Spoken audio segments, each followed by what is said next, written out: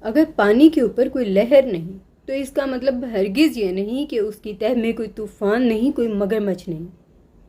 اگر آسمان پوری طرح سے صاف ہے تو اس کا مطلب بھی ہرگز یہ نہیں کہ وہاں آندھی نہیں، طوفان نہیں، بجلی نہیں، بارش نہیں، اولے نہیں۔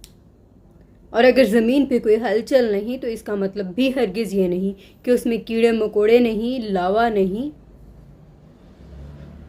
ہم انسانوں میں بھی کچھ ایسے ہی ملے جلے جذبات ہیں، غصہ، نفرت، محبت، ضد اور کشمکش، جو ہر انسان میں ایک جیسے ہی پائے جاتے ہیں۔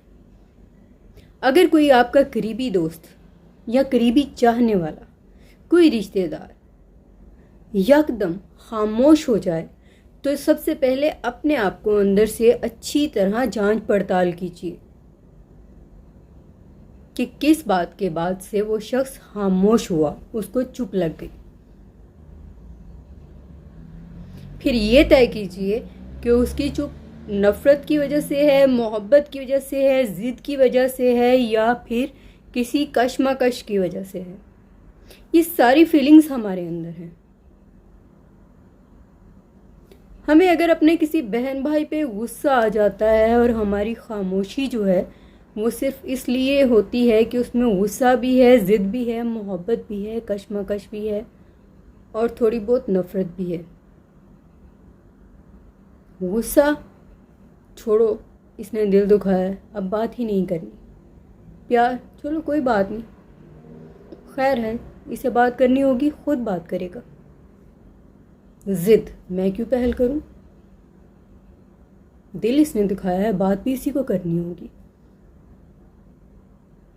کشمکش، بات کروں کہ نہ کروں؟ اسی لیے پہل ہمیں خود کرنی ہوگی اپنی ذات کے اندر سے۔ کوشش کیجئے جب آپ یہ جان جائیں کہ آپ کی کسی بات کی وجہ سے کسی کی دل آزاری ہوئی ہے، کسی کو تکلیف پہنچی ہے اور وہ خاموش ہو گیا ہے، تو اس کو منا لیجئے، کیونکہ یہی آپ کی آخرت کا سامان ہے۔